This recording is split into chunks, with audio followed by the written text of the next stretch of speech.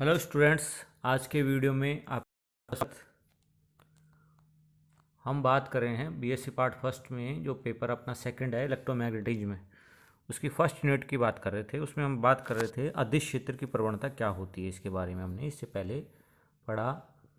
और आज जो पढ़ेंगे अदिश क्षेत्र की प्रवणता का कार्तीय निर्देशांकों में रूपांतरण, यानी कि अदिश क्षेत्र की जो प्रवणता का हमने फॉर्मूला निकाला था, gradient phi equals to d phi d n n cap equals to d phi d r maximum n cap.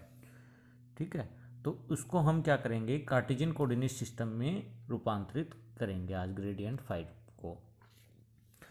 तो सबसे पहले हम देख लेते हैं कि अदिश क्षेत्र की प्रवणता जो हमने पढ़ा पहले लेक्चर में, उसमें क्या था। अदिश क्षेत्र की प्रवणता की परिभाषा क्या थी? अदिश क्षेत्र में अदिश फलन के अधिकतम परिवर्तन की दर को हम क्या कहते थे? अदिश क्षेत्र की प्रवणता कहते थे। और उसका हमने फॉर्मूला क्या निकाला था? Gradient phi equals to d phi upon d n n cap equals to d phi upon d r maximum n cap. और यहाँ एन कैप क्या था? उन दोनों सम अदिश पृष्ठों के अभिलंब की दिशा में एकांक सदिश जा जो कि प्रवणता की दिशा को व्यक्त करता है। ये हमने पढ़ा। आज हम ग्रेडियंट फाइव को कार्टेशियन कोऑर्डिनेट सिस्टम में मान निकालेंगे, रूपांतरित करेंगे। तो हम जानते हैं कि अदिश क्षेत्र की प्रवणता से ग्रेडियंट फाइव इक्वस टू क्या होगा? D phi upon d n n cap. इसको हमने समीकरण 1 दे दिया। और एन कैप क्या है? यहाँ सम अदिश पृष्ठों के अभिलंब एकांक सदिश। जो पहले वाला जो लेक्चर था उसमें वो जो डायग्राम था उसी से अपन आगे निकाल रहे हैं सब चीज़ें। और सदिश विस्थापन क्या है? सदिश विस्थापन d r vector equals to i cap d x plus का j cap d y plus का k cap d z. I j और के क्या है? यहाँ एकांक सदिश हैं। तो समीकरण 1 के जो है दोनों तरफ हम क्या करेंगे, डी आर वेक्टर से हम इसको अदिश गुणन कर देंगे। तो gradient five dot d r vector equals to d phi upon d n n cap dot d r, इसको हमने समीकरण 2 दे दिया। चूंकि समीकरण 2 से जो एन कैप और डी आर है उसके मध्य कोण थीटा है, अतः n cap dot d r equals to d r cos theta. और ये हमने डी आर कोस थीटा पहले निकाला, इक्वस टू क्या होगा? D N.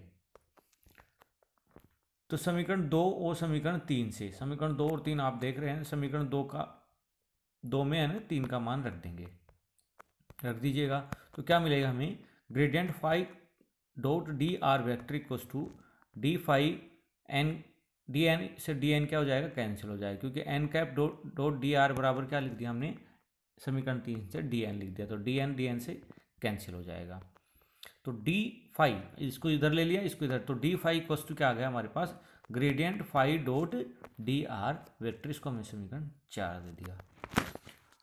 क्योंकि एक्स वाई जेड निर्देशांकों में फाइव को हम क्या पूर्ण अवकलज लिखें, संपूर्ण अवकलज लिखें, तो क्या हो जाएगा? D five equals to del five और del x into d x plus का डेल फाइव और del y into d y plus का del five del z d z. इसको समीकरण 4, यानी कि फाइव को हमके संपूर्ण अवकलज के रूप में हमने डी फाइव को लिखा।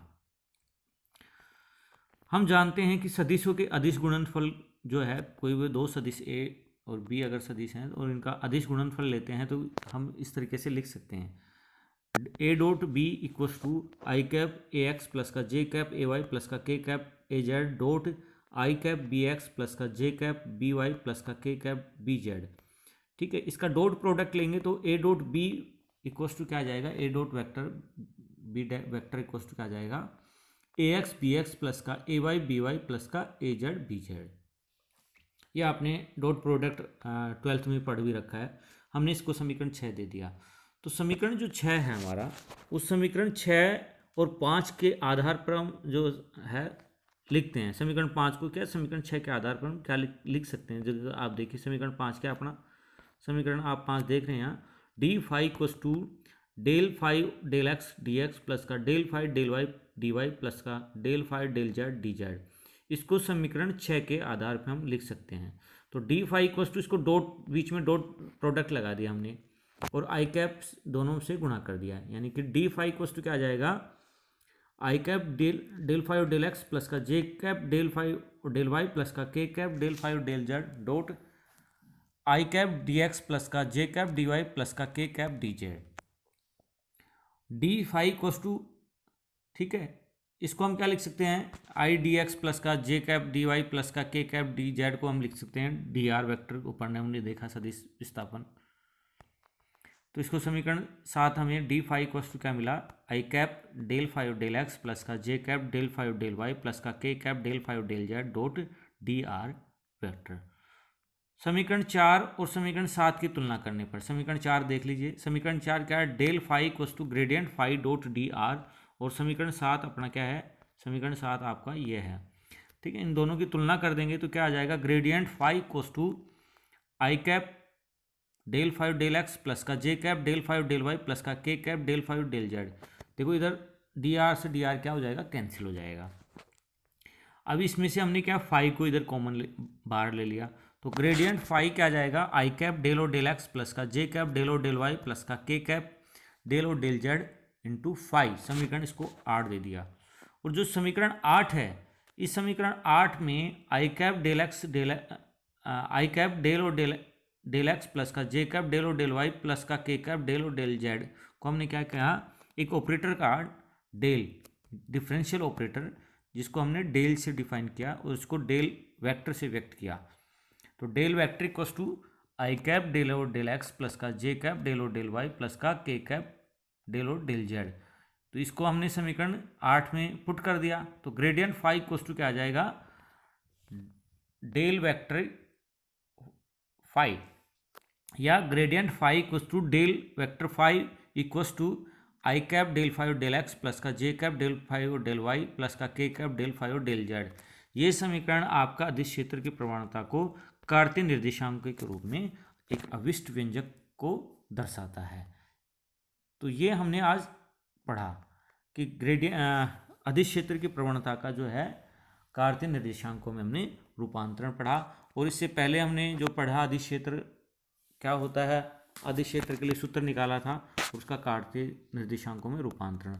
तो इसमें एक बड़ा क्वेश्चन भी बनता है, कैसे बन सकता है, अदिश क्षेत्र की प्रवणता से आप क्या समझते हैं, अदिश क्षेत्र की प्रवणता का कार्तीय निर्देशांकों में रूपांतरण स्पष्ट कर दीजिए। या फिर छोटे क्वेश्चन भी हमने आपको बताया, इससे पहले बताए थे प्रीवियस लेक्चर में, कि अदिश क्षेत्र की प्रवणता क्या होती है और उसका कार्तीय निर्देशांकों में रूपांतरण क्या है, लिखिए। तो ग्रेडियंट फाई इक्वस टू, इसका कार्तीय निर्देशांक में क्या होगा, ग्रेडियंट फाई इक्वस टू क्या होगा, del vector phi equals to i cap del five del x plus का j cap del five del y plus का k cap del five del z. ठीक है, आगे जो अपन पढ़ेंगे अदिश क्षेत्र की प्रवणता का भौतिक महत्व, ये भी काफ़ी इंपॉर्टेंट टॉपिक है, छोटा टॉपिक है, कई बार छोटा क्वेश्चन पूछा जाता है। उसके बाद हम फ्लक्स क्या होता है इसके बारे में स्टडी करेंगे, ठीक है, कर्ल क्या है, डाइवर्जेंस क्या है, इसके बारे में हम आगे वाले लेक्चर्स में हम स्टडी करेंगे। थैंक यू वेरी मच आज के लिए।